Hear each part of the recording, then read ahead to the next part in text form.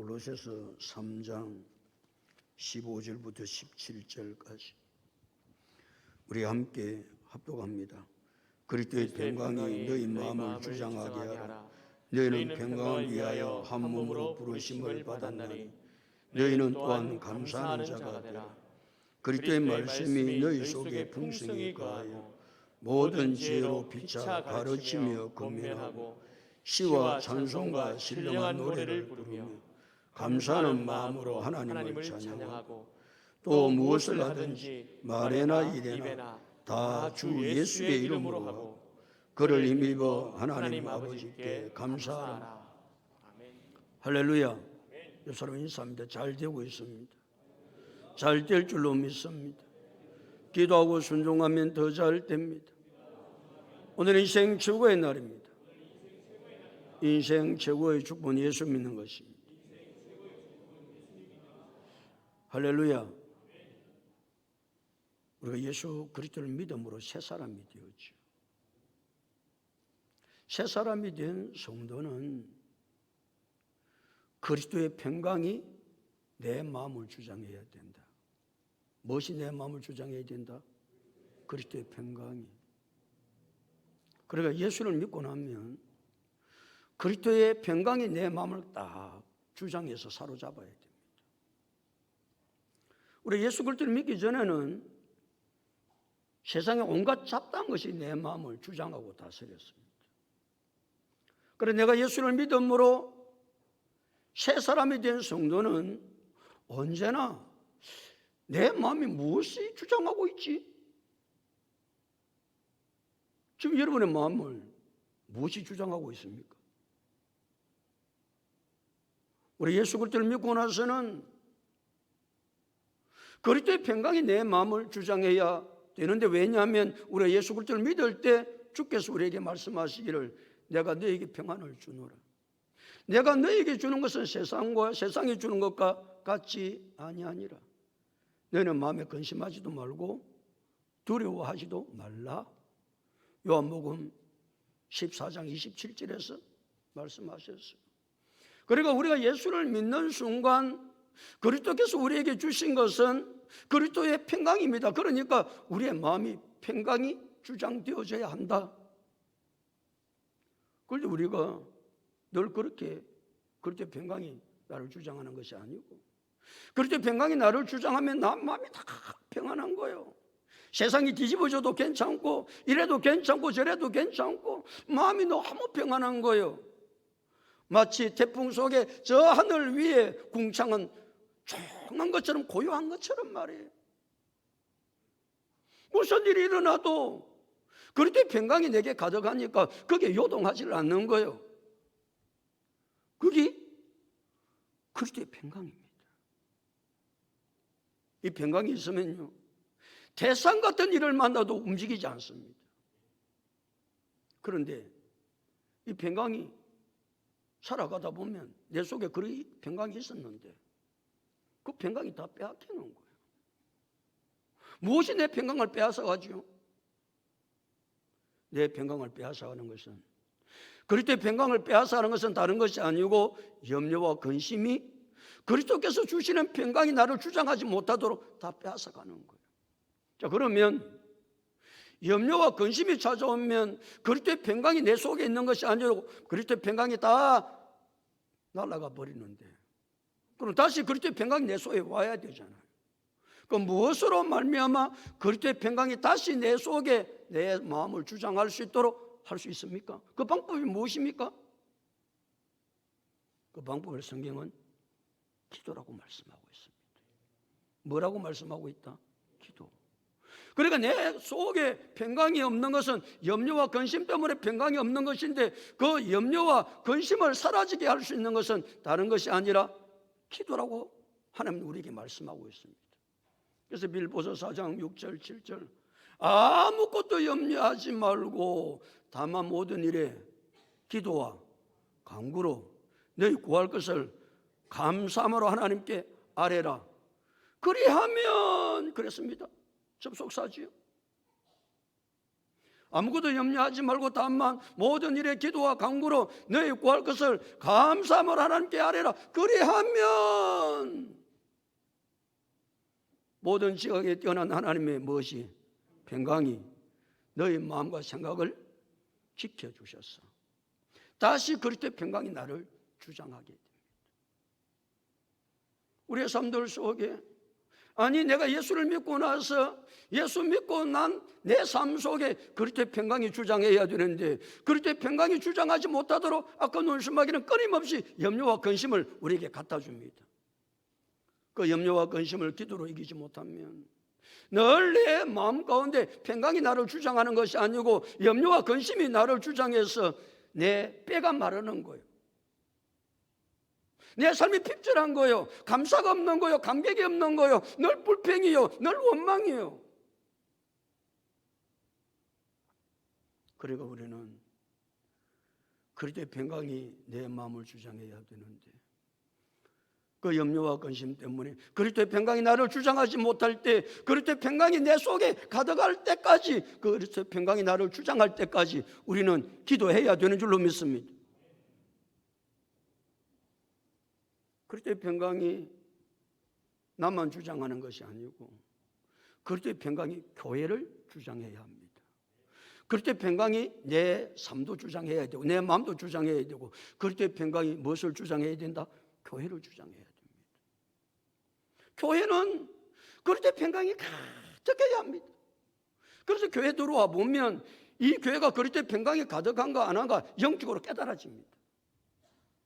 들어오면 영적으로 평안하거든요.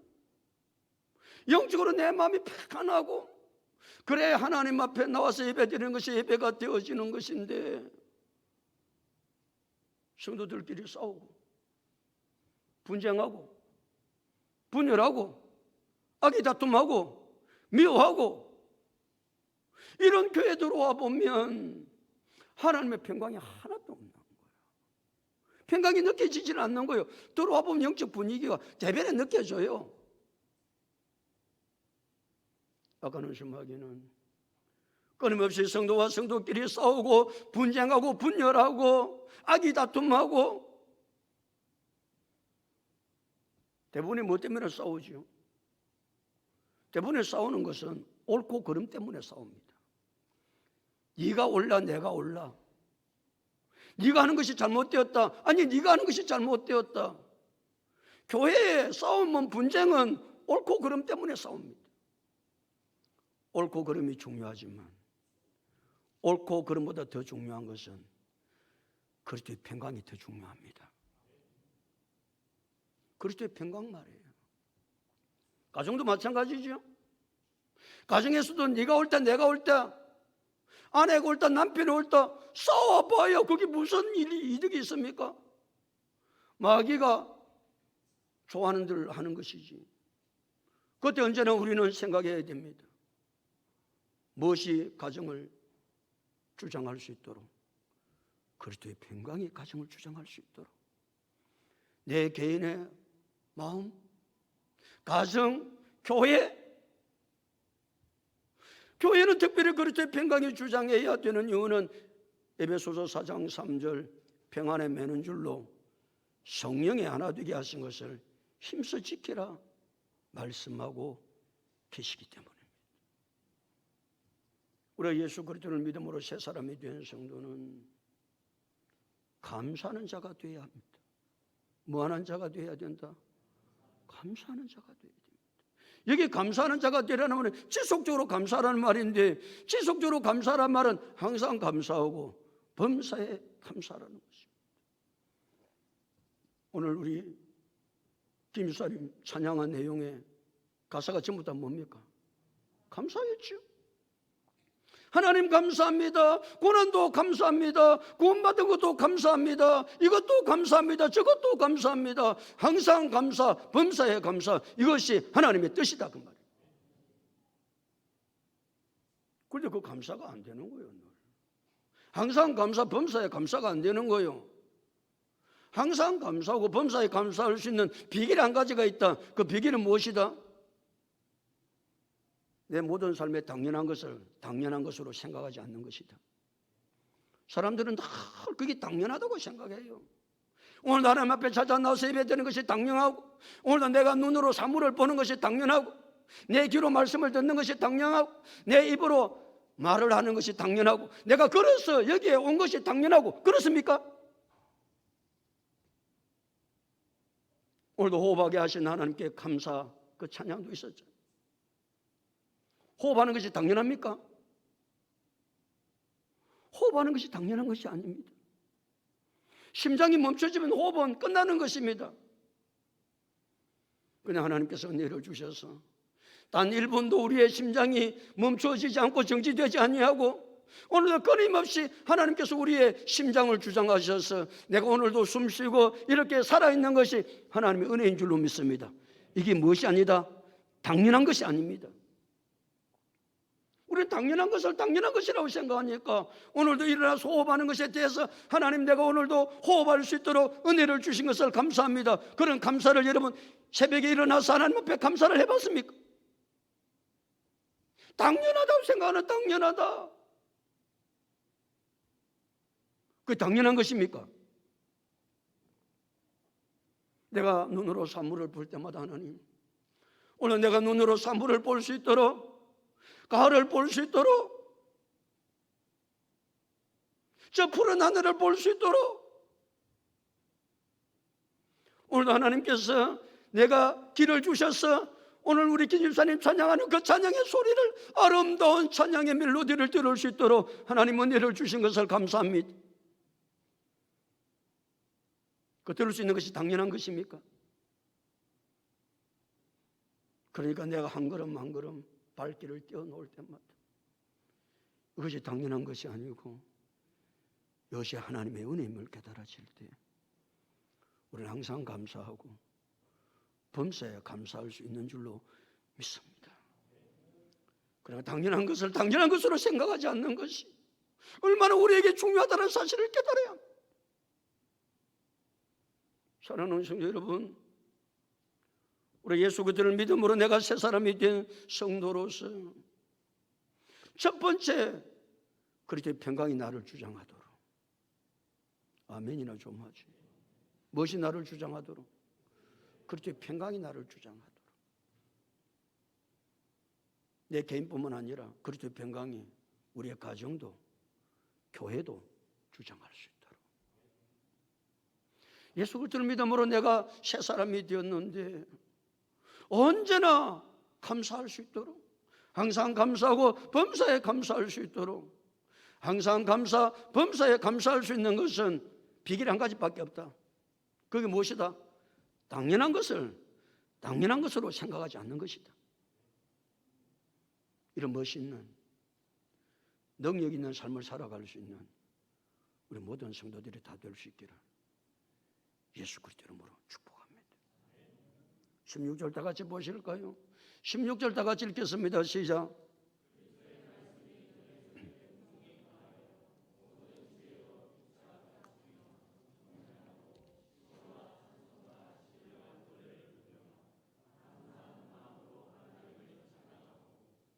무엇이 너희 속에 풍성히 거하여?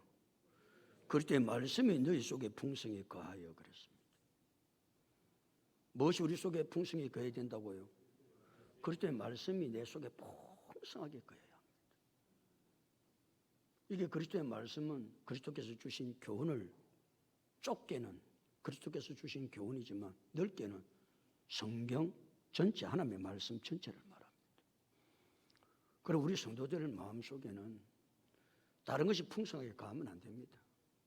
하나님의 사람은 하나님의 말씀이 내 마음속에 풍성하게 거해야 됩니다. 풍성하다는 말은 차고 넘친다는 말입니다. 거한다는 말은 내 속에 자리 잡고 있어야 된다. 내 속에, 내 내면에 뭐가? 하나님의 말씀.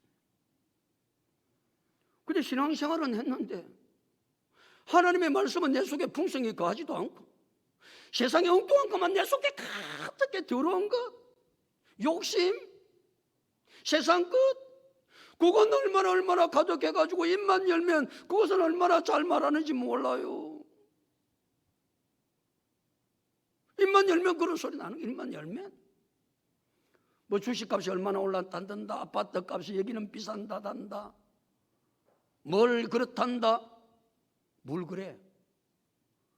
그리스도인은 입만 열면 우리 입 속에서 뭐가 나야 된다? 말씀이 나와야 됩니다.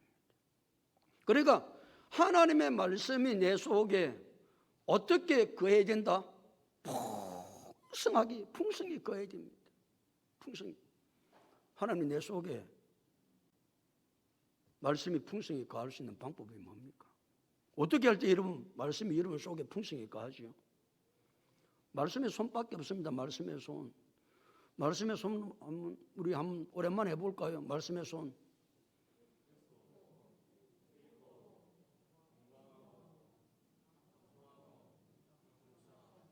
시원찮다. 다시 한 번 더 한다. 그래가 말씀이 풍성히 내 속에 거하겠습니까? 말씀이 풍성히 거하는 방법은 이 방법밖에 없습니다. 그럼 말씀의 손을 늘 기억하고 그렇게 살아야 됩니다. 다시 합니다.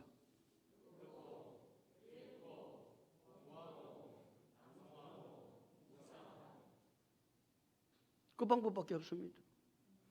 여러분 속에 말이죠. 하나님의 말씀이 풍성히 거하려면 하나님의 말씀을 잘 들어야 됩니다. 하나님의 말씀을 잘 듣지 않는 사람이 무슨 하나님의 말씀이 내 속에 풍성히 거하겠어요? 두 번째, 뭐를 잘해야 된다? 성경을 많이 읽어야 합니다. 성경 많이 읽으셔야 됩니다. 다른 건 엉뚱한 거 틀어놓고 읽으려고 생각하지 말고 보려고 생각하지 말고 하나님의 말씀을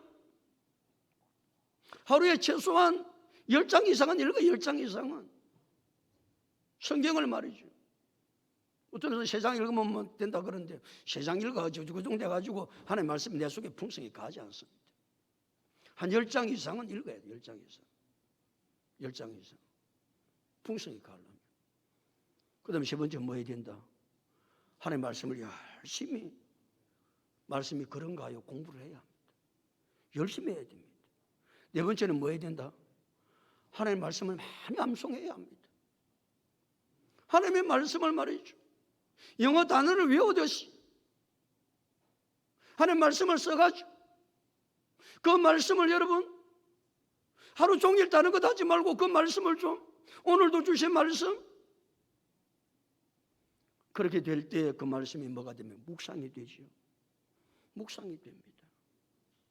그래 하면요 하나님의 말씀이 내 속에 풍성하게 됩니다. 왜 하나님의 말씀이 내 속에 풍성하게 돼야 됩니까? 무엇이 옳은 것인지 무엇이 선한 것인지 어떻게 살아야 되는지는 무엇을 통해서 가르쳐준다? 하나님 말씀을 통해서만 가르쳐줍니다. 세상이 가르쳐주지 않습니다. 사람들이 가르쳐주지 않습니다. 무엇이 옳은 것인지 무엇이 선한 것인지 어떻게 살아야 되는 것인지 어떻게 삶을 살아야 온전하게 사는 것인지 그건 하나님의 말씀이 없으면 못하는 거예요. 그래서 디모데후서 3장 16절 17절은 모든 성경은 하나님의 감동으로 된 것으로 교훈과 책망과 바르게 함과 의로 교육하기에 유익하니 이는 하나님의 사람으로 온전하게 하며 모든 선한 일을 행할 능력을 갖추게 하려 함이라.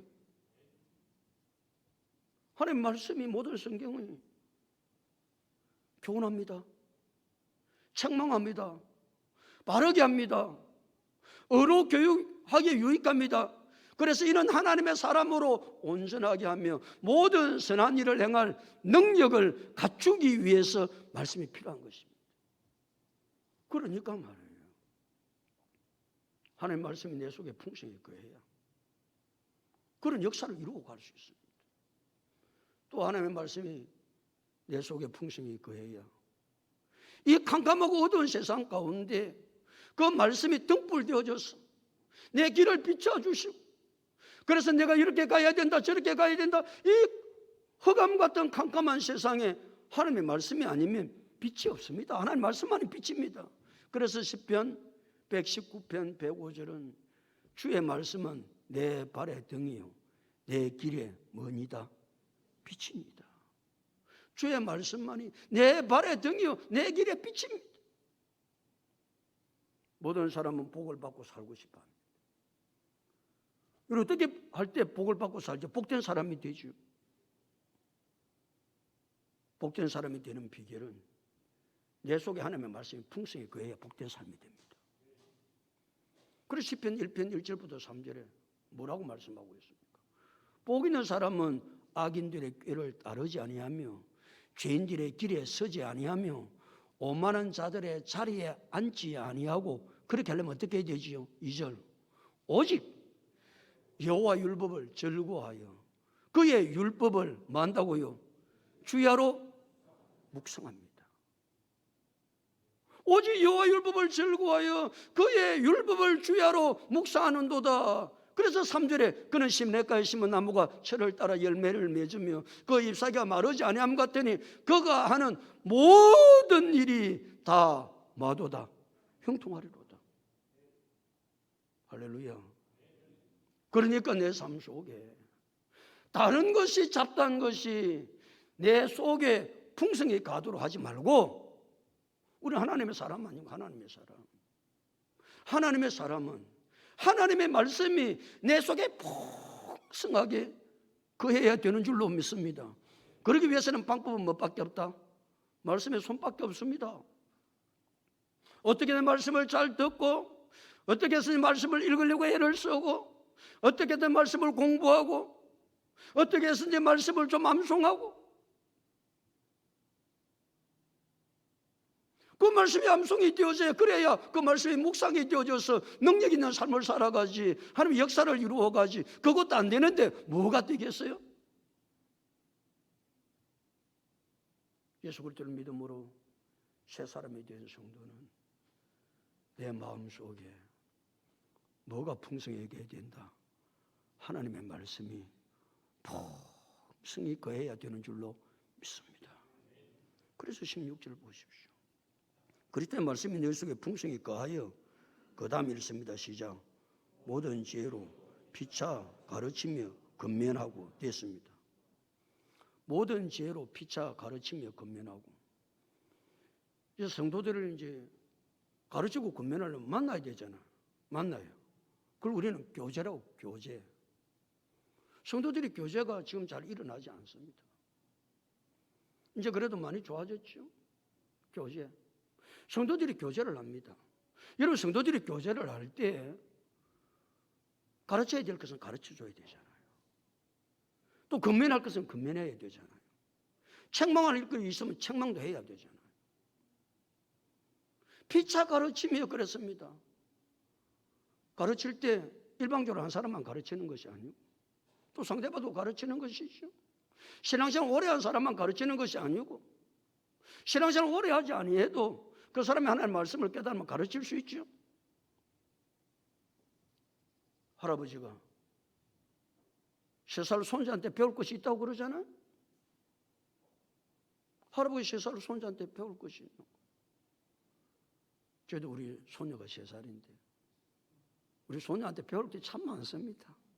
이 쫑깨는 이게 말이에요. 얼마나 배울 게 많은지. 그래서 우리 손녀 보는 게 저는 즐겁습니다. 얼마나 좋은지 몰라요.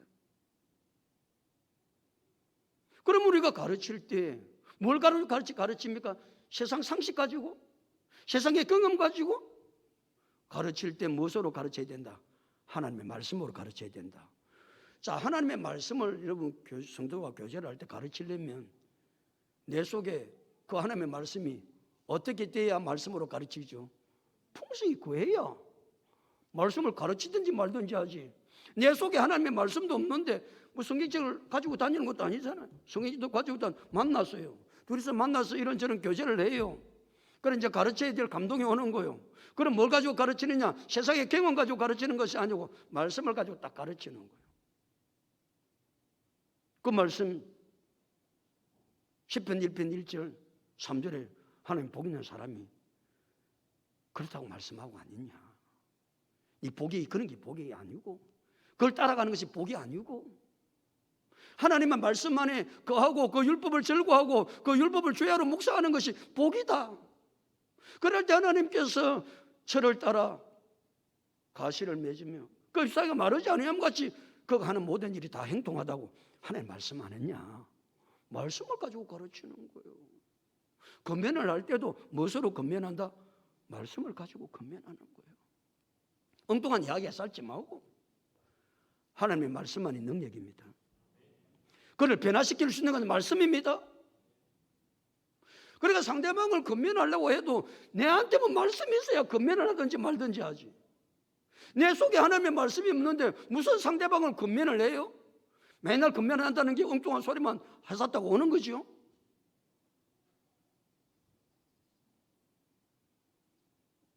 우리는 다른 사람을 가르치고 건면할 때도, 성도는 교제를 할 때도 무엇으로 가르치고 건면해야 된다? 하나님 말씀으로. 우리는 교제를 많이 해야 돼. 교제. 성도 사이의 교제가 얼마나 중요한지 모릅니다. 그래서 셀 예배를 드리는 것도 성도들의 교제를 돕기 위해서 셀 예배를 드리는 거예요. 무슨 셀 예배 드리는 것이 다른 중요한 것이 있지만 서로 만나서 교제가 돼야 되잖아. 서로 은혜를 나누어야 되잖아. 서로 간증을 나누어야 되잖아요. 은혜를 나누는 것이 간증이잖아요. 그 은혜도 무엇으로 나눠야 됩니까? 하나님 말씀이 중심이요.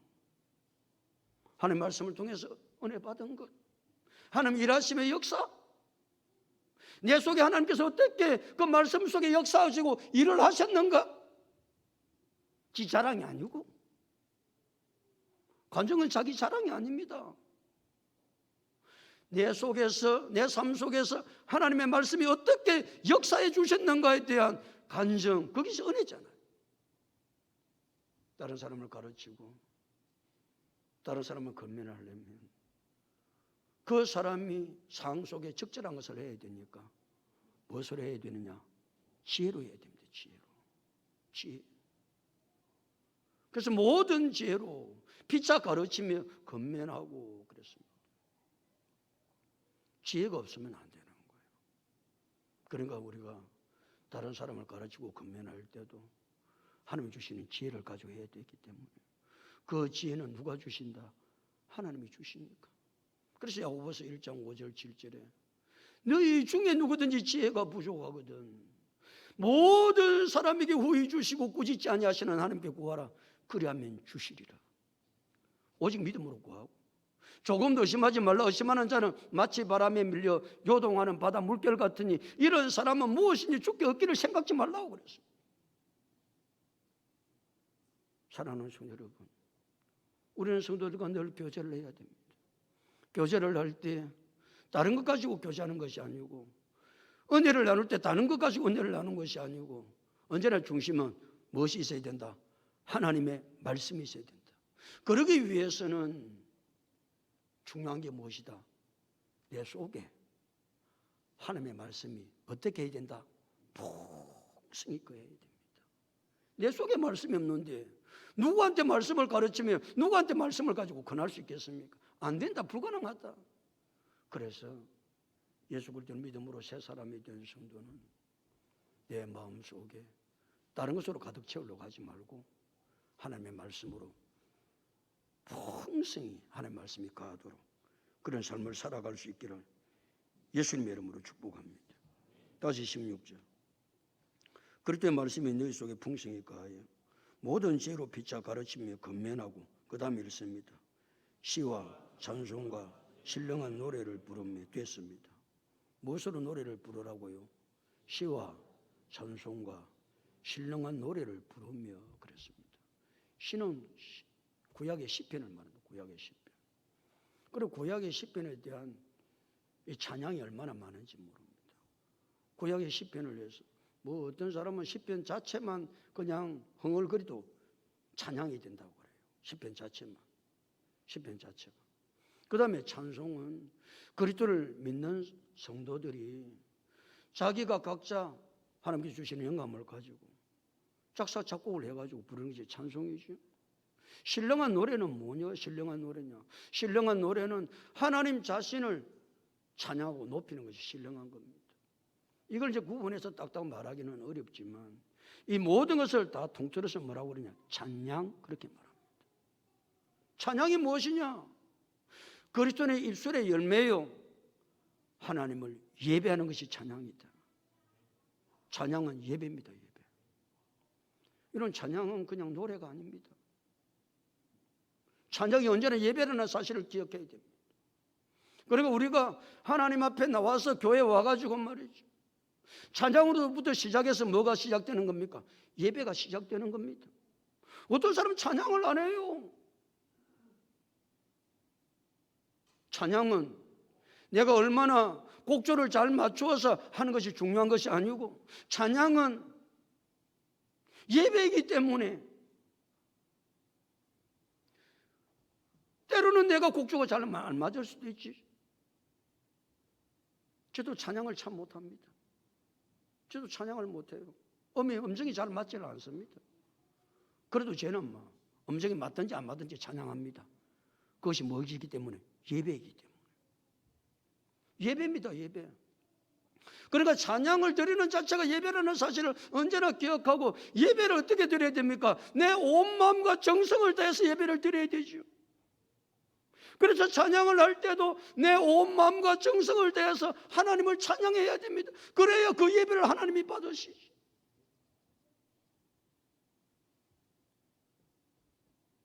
예배는 언제까지 예배를 드려야 됩니까? 예배는 내 호흡이 멈춰지는 날까지 하나님 앞에 예배를 드려야 될 줄로 믿습니다. 내 호흡이 멈춰지는 그날까지. 여러분, 몸이 불편하면 하나님 앞에 나와서 예배를 드릴 수 없습니다. 정상적 예배를 못 드립니다. 그러나 누워서라도 무엇은 할 수 있습니까? 찬양은 할 수 있습니다. 그게 뭐라고요? 예배입니다, 예배. 그러니까 우리가 하나님 앞에 나와서 예배를 드리는 것도 중요하지만, 내가 그렇게 하지 못하는 환경과 여건이 놓여지면 내가 침상에 누워서라도 하나님을 찬양하면 하나님 그 예배를 받아주시는 줄로 믿습니다. 그래서 시편 150편 6절은 호흡 있는 자마다 여호와를 찬양할지어다 할렐루야, 그렇게 말씀하고 계세요. 찬양이 예배라는 사실을 깨닫고, 찬양은 세상 노래를 하는 것 같아. 노래가 아닙니다. 그러니까 여러분, 언제나 내가 하나님 앞에 드리는 이 찬양이 하나님 앞에 드리는 예배임을 기억하면 이 찬양을 그냥 그대로 할 수가 없는 거예요. 온 마음을 다해서, 온 정성을 다해서 하나님을 찬양할 수밖에 없다는 사실을 깨달고, 시와 찬송과 신령한 노래로 하나님을 예배할 수 있는 우리 모두가 다 될 수 있기를 축복합니다. 다시 16절, 시와 찬송과 신령한 노래를 부르며, 그 다음 읽습니다. 시작. 감사하는 마음으로 하나님을 찬양하고. 무슨 마음으로 하나님을 찬양하고? 감사하는 마음으로 하나님을 찬양하고 그랬습니다. 그러니까 감사하는 마음이 없는 사람은 찬양이 안 돼요. 저 사람 왜 찬양을 안 할까? 감사하는 마음이 있어야 찬양이 나오지. 그러니까 내 속에 감사하는 마음이 없는 사람은, 하나님 앞에 감사합니다 그런 신앙의 고백이 없고 그런 은혜가 없는 사람은 찬양이 나오질 않아요. 그냥 뻥 쳐다보죠. 남 찬양 어떻게 하는가? 찬양이 구경하는 게 찬양입니까? 찬양은요, 내가 음정을 맞춰서 잘하고 안 하고 할 수 있으면 그러면 좋겠지만, 그렇게 안 되면 내 마음과 정성을 다해서 우리는 하나님을 찬양해야 되는 줄로 믿습니다. 무슨 마음이 있으면 할 수 있다고요? 감사하는 마음이 있어야 하나님을 찬양할 수 있습니다. 이 감사하는 마음은 어디에서 옵니까? 은혜를 받아야 옵니다. 은혜를 받지 않으면 감사하는 마음이 안 생겨요. 그러나 하나님의 은혜가 생각되면요, 그냥 눈물 나게 감사가 되고, 그것을 하나님을 찬양하고 감동이 되고 감격이 되고, 그래 찬양하면서 얼마나 많이 울어요. 세상이 줄 수 없는 하나님의 은혜가 내게 임하니까 그냥 하나님 감사합니다. 그래서 감사하는 마음으로 언제나 성도는 하나님을 찬양하는 놀라운 역사가 일어나야 될 줄로 믿습니다. 그러면서 17절 우리에게 말씀하고 있는데, 17절 다 같이 읽겠습니다. 시작.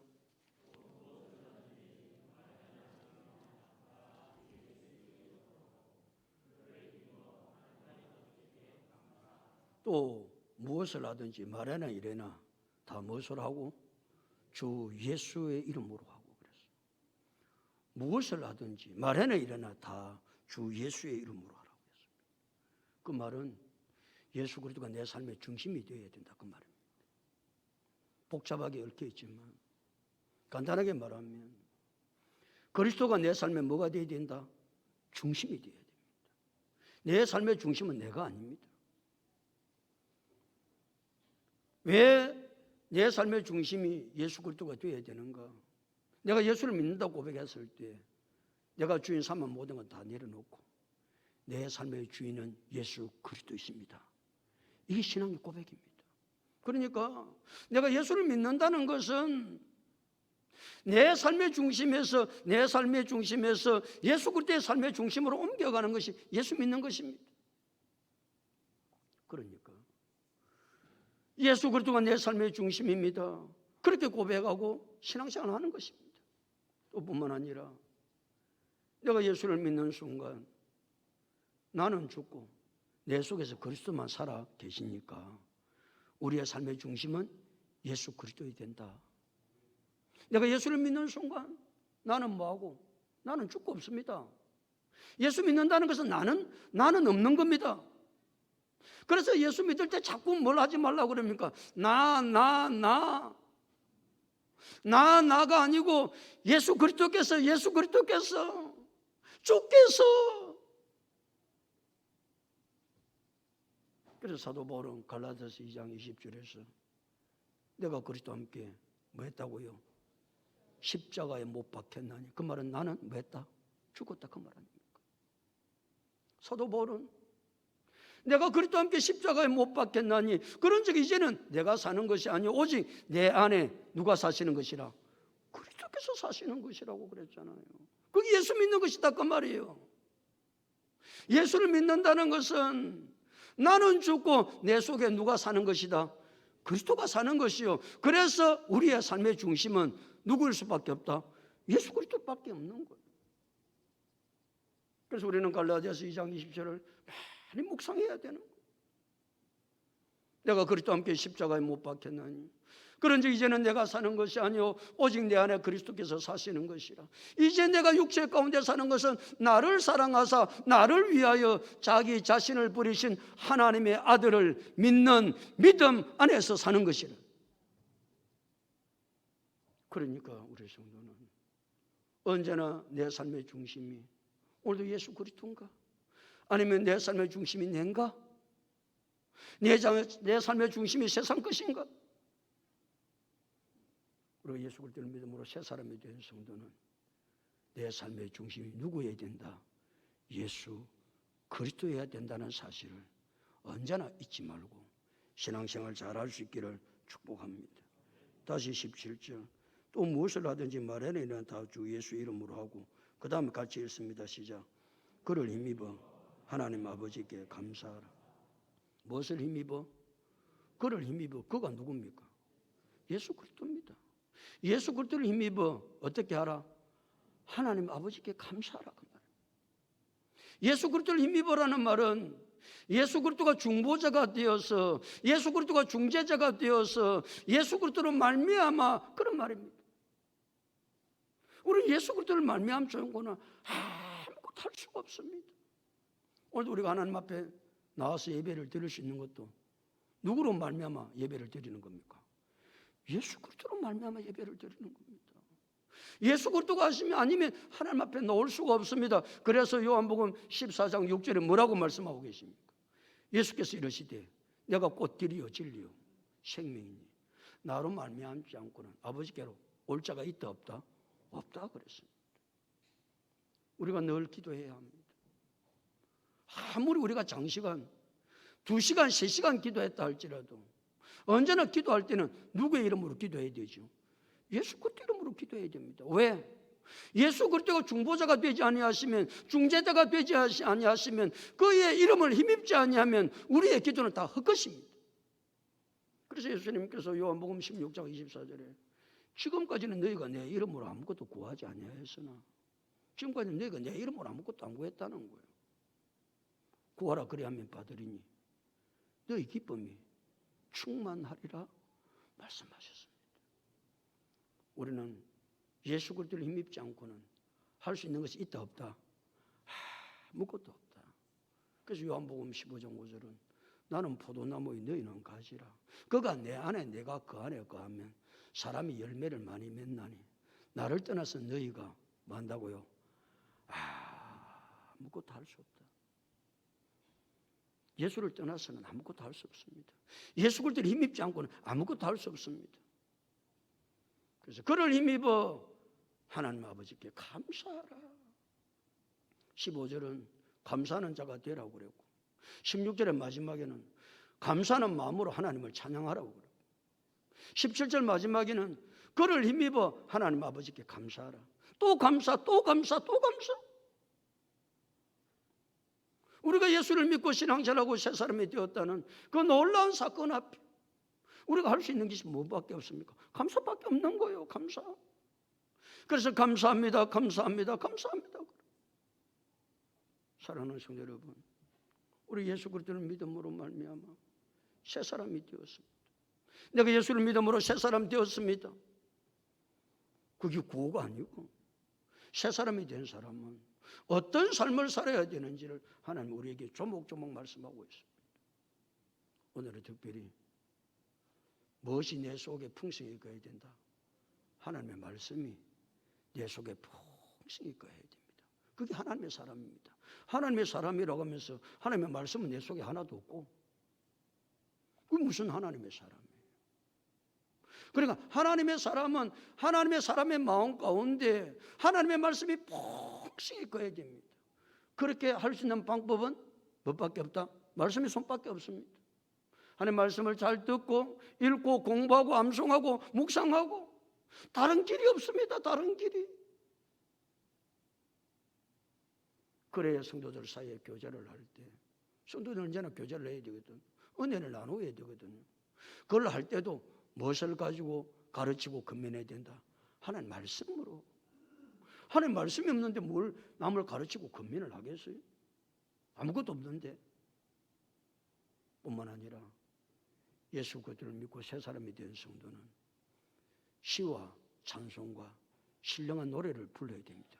그것이 꼭 무엇이다? 예배입니다. 예배. 여러분 예배에 찬송이 없는 예배가 있습니까? 찬양이 없는 예배는 없습니다. 언제나 예배는 찬양이 있습니다. 왜 찬양이 있습니까? 찬양이 예배이기 때문에 그렇습니다. 그리고 우리가 찬양을 하는 자체가 예배라는 사실을 언제나 기억하고 호흡 있는 자마다 여호와를 찬양할지어다 할렐루야. 뿐만 아니라 예수 그리스도를 믿음으로 새 사람이 된 우리의 삶의 중심은 언제나 누가 계셔야 된다? 예수 그리스도가 계셔야만 됩니다. 아니 예수 그리스도의 중보가 없이는 아무것도 할 수 없습니다. 그러니까 언제나 누구로 말미암아 내가 산다? 예수 그리스도로 말미암아 내가 산다. 예수 그리스도로 말미암아 내가 새 생명을 얻었고 예수 그리스도로 말미암아 힘을 얻고 예수 그리스도로 말미암아 소망을 가지고 예수 그리스도로 말미암아 천국 가고 예수 그리스도로 말미암아 주고는 되는 일이 아무것도 없습니다. 그러므로 날마다 예수 그리스도로 말미암아 삽니다. 오늘도 예수로 말미암아 내가 살았습니다. 고백하며 감사하며 하나님 앞에 영광 돌릴 수 있는 우리 모두가 다 될 수 있기를 예수 그리스도 이름으로 축복합니다.